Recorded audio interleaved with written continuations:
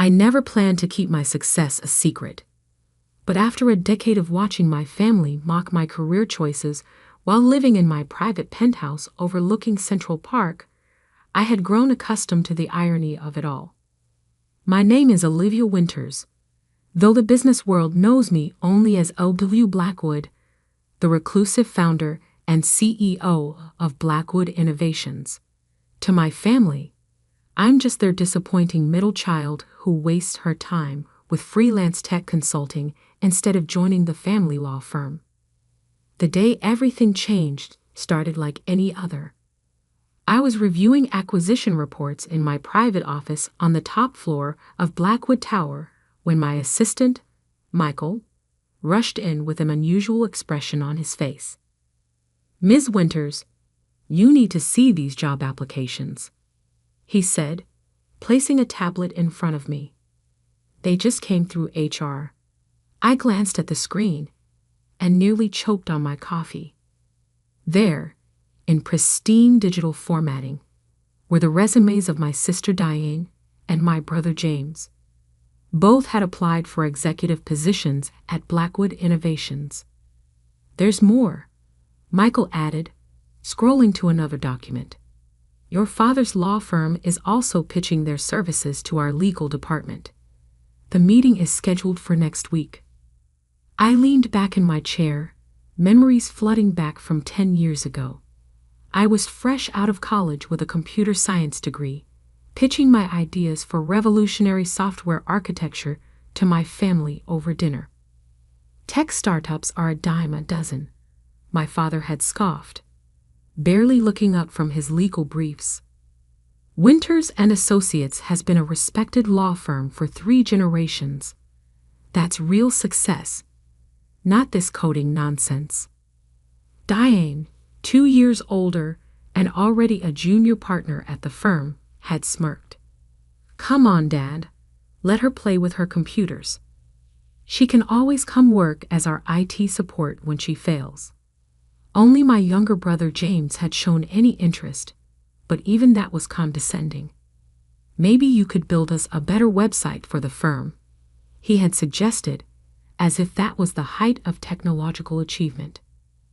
I left that dinner knowing I would never convince them to see my vision. So I stopped trying. Instead, I took my savings, borrowed against my trust fund, and started working in absolute secrecy. The first few years were brutal. I worked out of a tiny apartment, taking legitimate freelance jobs while building my company on the side. Every family gathering became an exercise in restraint as they pitied my struggling career. "Still doing that freelance thing?" became their constant refrain, always tinged with mock concern and real condescension. What they didn't know was that my freelance thing was a cover for building one of the most innovative software companies in the world. Blackwood Innovations revolutionized enterprise architecture, cloud computing, and artificial intelligence. By the 5th year, we were valued at over $2 billion. By the 8th year, we had gone public, and my personal worth exceeded the combined value of every law firm in New York. Through it all, I maintained my cover. I kept my small apartment for family visits. Though I lived in a penthouse, I drove an old Honda to family functions, while my collection of luxury cars sat in a private garage. I endured their pitying looks while donating more to charity each year than their firm made in profit. Now, staring at their job applications, I felt a strange mix of emotions. Part of me wanted to reject them immediately, to let them feel a fraction of the dismissal they had shown me. But another part saw an opportunity for something more satisfying. "Michael," I said finally, "schedule the interviews. But don't conduct them in the executive suite. Use the small conference room on the 15th floor." He raised an eyebrow. "The one we use for junior positions?" "Exactly. And don't tell them anything about meeting with O.W. Blackwood. Let them think they're interviewing with middle management." After Michael left, I opened my laptop and began researching my siblings' recent careers. Diane had left our father's firm 2 years ago after a failed attempt to modernize their practice. James had bounced between several firms, never quite living up to our father's expectations. Now they both wanted to join the tech world they had once mocked. My phone buzzed. A text from Diane. "Hey sis, I just applied to this amazing tech company. Put in a good word if you know anyone there." I smiled at the irony. For 10 years, she had never once asked about my work or shown any interest in tech. Now that she needed something, suddenly my connections mattered. "I'll see what I can do," I replied, knowing that tomorrow would change everything. That evening, I stood in my penthouse, watching the sunset paint the city in shades of gold. On my desk sat an old photo from my college graduation, the last time my family had shown any real pride in me. Even then, it was tempered with concern about my impractical career choice. My assistant's voice came through the intercom. "Ms. Winters, your siblings' interviews are scheduled for tomorrow at 10 a.m. Your father's law firm pitch is set for 2 p.m. Are you sure about this?" I thought about all the family dinners where I sat quietly while they bragged about their legal victories. All the holidays where they treated me like a cautionary tale. All the times they could have supported me, but chose to judge instead. "Yes, Michael, I'm sure. Tomorrow, the Winters family will finally learn what real success looks like." I picked up the photo, studying my younger self's hopeful expression. Back then, I had wanted so desperately to prove myself to them. Now, I realized that the person I really needed to prove myself to was me. The next morning, I arrived at the office early, taking my private elevator to the 15th floor. The small conference room had been prepared exactly as I requested. Simple furnishings, no view of the city, nothing to suggest the true power of Blackwood Innovations. Through the security feed, I watched my siblings arrive separately in the lobby. Diane wore an expensive suit, her confidence evident in every movement. James looked more nervous, constantly adjusting his tie. They were escorted to the 15th floor, neither of them realizing that their supposedly struggling sister was watching from the executive suite above, about to change their world forever. Through the security monitors, I watched my siblings sit nervously in the small conference room. Diane kept checking her reflection in her compact mirror, while James drummed his fingers on the table. Neither of them had any idea that their lives were about to change completely. "Send in the first interviewer," I instructed Michael through my earpiece. Right on cue, Sarah Chen, my chief technology officer, entered the room. I had chosen her specifically because she was young, female, and brilliant. Everything my siblings had dismissed throughout my career. "Good morning," Sarah said, sitting down with their resumes. "I'm conducting initial interviews for Blackwood Innovations. Let's start with your technical backgrounds." Diane straightened in her chair, adopting the confident pose she perfected in courtrooms. "While I don't have direct tech experience, I've overseen several digital transformation projects at law firms." "Really?" Sarah raised an eyebrow. "Could you elaborate on the technical aspects of those projects?" I watched Diane flounder, trying to mask her lack of knowledge with legal jargon. James wasn't doing much better, his claims of understanding the tech industry falling apart under Sarah's precise questioning. After 20 excruciating minutes, Sarah thanked them and left. My siblings exchanged worried glances, their confidence visibly shaken. "Send in round 2, I instructed. This time, it was Marcus Rodriguez, my head of innovation. He began asking about their views on emerging technologies, cryptocurrency, and artificial intelligence. Their answers were painfully outdated, filled with buzzwords, but lacking any real understanding. Is this a joke? Diane finally snapped, her frustration breaking through. We're here to interview for executive positions, not tech support. Where is OW Blackwood? We should be meeting with actual decision makers.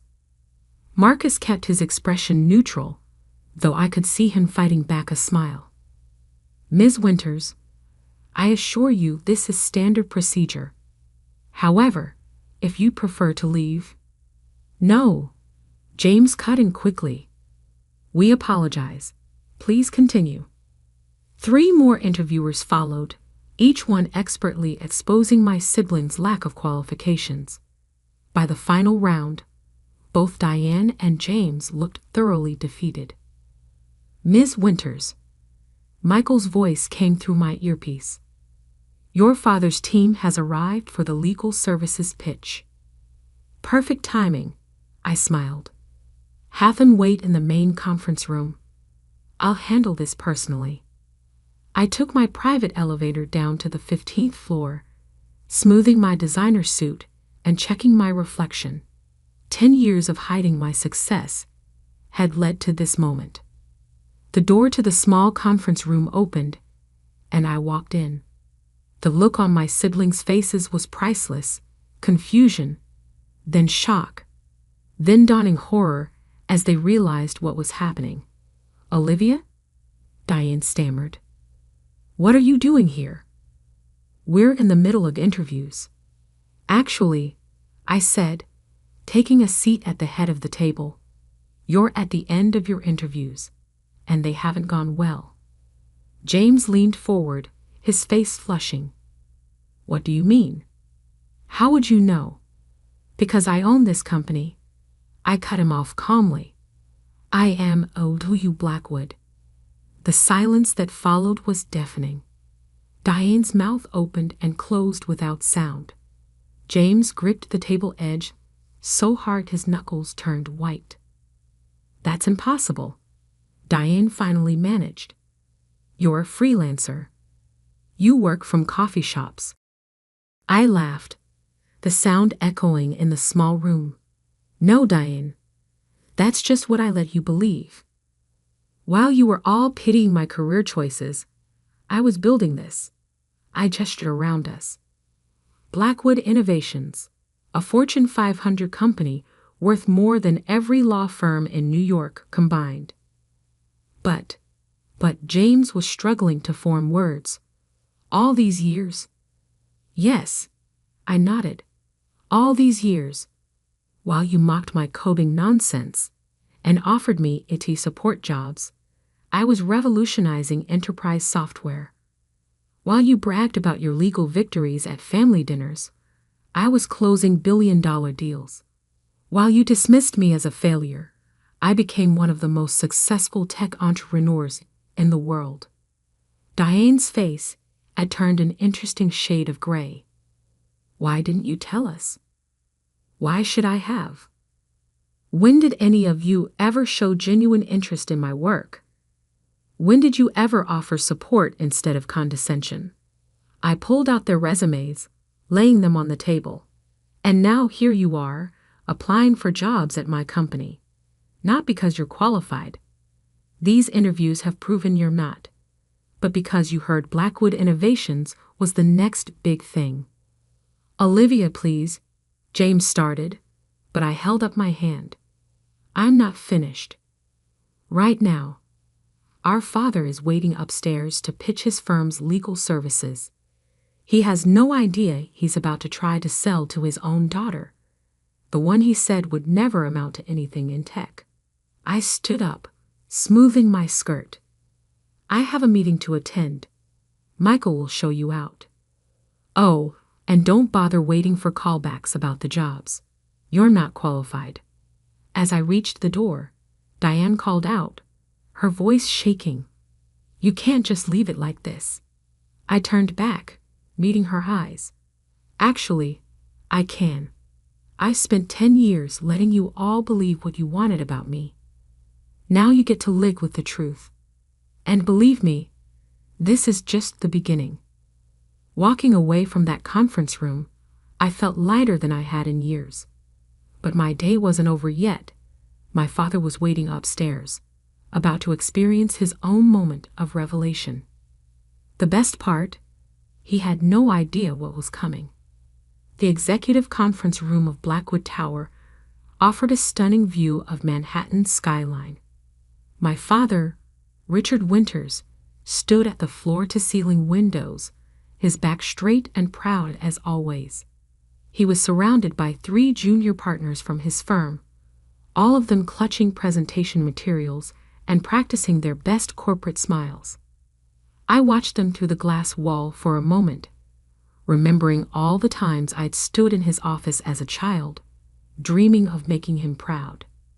Now, standing in my own tower, I realized those dreams had changed. I no longer needed his pride. I had my own. "Miss Blackwood is ready for you," Michael announced, opening the door. My father turned, his practiced smile freezing as I walked in. For a moment, confusion crossed his face, then shock, then disbelief. "Olivia," he stammered, "what are you doing here?" I sat down at the head of the conference table, enjoying the moment. "Hello, Dad. I believe you're here to pitch legal services to Blackwood Innovations." The junior partners exchanged bewildered looks. One of them quickly flipped through his notes, probably wondering if they'd somehow missed this connection in their research. "I don't understand," my father said, still standing. "We have a meeting with Elpoview Blackwood." "Yes," I smiled. "You do. Please, sit down." Realization dawned slowly on his face as he sank into a chair. You're Elpoview Blackwood?" "Yes, founder and CEO of Blackwood Innovations, the company you're so eager to represent." I turned to the junior partners. "I apologize, but this meeting needs to be private. Family matter." They practically ran from the room, leaving me alone with my father. For a long moment, neither of us spoke. He stared at me like he was seeing a stranger. "How?" he finally managed. "How did I build a multi-billion-dollar tech company while you thought I was struggling? Or how did I keep it secret from a family of supposedly brilliant lawyers?" "Both," he whispered. I leaned back in my chair. "I built it the same way I tried to tell you I would, 10 years ago at that dinner. Remember? When you said tech startups were a dime a dozen." He flinched at the memory. "As for keeping it secret," I continued, "that was surprisingly easy. You were all so convinced I was a failure that you never bothered to look closer. Did you know Blackwood Innovations has been featured in Forbes 12 times? That I've been on CNBC? That our IPO was the biggest tech offering of the decade? But your apartment, your car, props," I said simply. "I kept them to maintain the illusion you all preferred, the struggling daughter who couldn't match up to her sibling's success."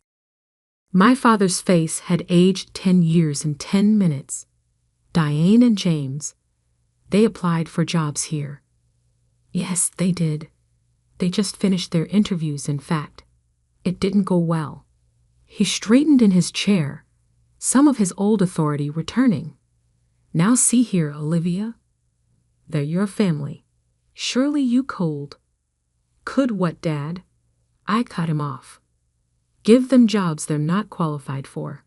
Like you offered me that 8 support position at your firm?" I pulled out his firm's proposal. "Or should I just hire your firm because we're family? Is that how you think business works?" "That's not fair," he protested weakly. "No. What's not fair is spending a decade dismissing your daughter's dreams and abilities because they didn't match your narrow definition of success." I stood up, walking to the windows. "Look at this building, Dad. Look at what I built while you were telling everyone I was wasting my potential." He joined me at the window, his reflection showing a mix of emotions I'd never seen before: shame, regret, and something that might have been pride. "Why tell us now?" he asked quietly. "Because it was time. Because I'm tired of maintaining the lie. And because—" I turned to face him. "I wanted you all to learn an important lesson about judging people.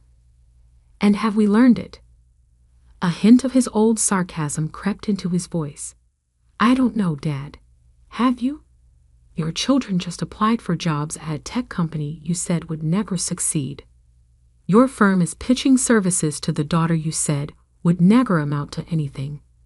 What do you think?" He was quiet for a long moment, staring out at the city. Finally, he turned to me. "I was wrong about you, Olivia. I've been wrong for a very long time." "Yes, you have." I walked back to my desk and pressed the intercom. "Michael, please show Mr. Winters out. And cancel all his firm's future appointments with us." "Wait," my father said quickly. "You're not even going to consider our proposal." I met his eyes steadily. "No, Dad. Just like you never really considered my ideas or potential. The difference is, I'm making this decision based on business merit, not personal bias." As he reached the door, he paused. "What happens now? With the family? That depends on all of you. I'm done hiding my success, done playing the role of the disappointing daughter. If you want a relationship with me now, it will have to be on different terms." After he left, I sat in my office watching the sunset paint the city in shades of gold. My phone had been buzzing continuously. Messages from my mother, my siblings, even distant relatives who had somehow already heard the news. I opened one from Diane. "I'm so sorry. For everything. Can we talk?" Then one from James. "I understand now why you kept it secret. I wouldn't have trusted us either." Finally, one from my father. "You've built something remarkable. Not despite ignoring my advice, but because you had the courage to follow your own path. I'm sorry I couldn't see that sooner." I didn't respond to any of them immediately. Instead, I called Michael in. "Cancel my dinner plans," I told him. "I need you to set up something else." The next evening, I hosted a family dinner in my penthouse, my real home, not the small apartment I'd used as a cover. They arrived one by one, their eyes wide, as they took in the luxury they'd never known I had. "Before we eat," I announced, once they were all seated, "I want to make something clear. This dinner isn't about forgiveness or pretending the past didn't happen. It's about moving forward honestly. Can we do that?" They nodded, looking appropriately humbled. "Good," I smiled. "Then let me tell you the real story of how I built Blackwood Innovations. No more secrets, no more hiding, just the truth." As I began my story, I saw something new in their eyes.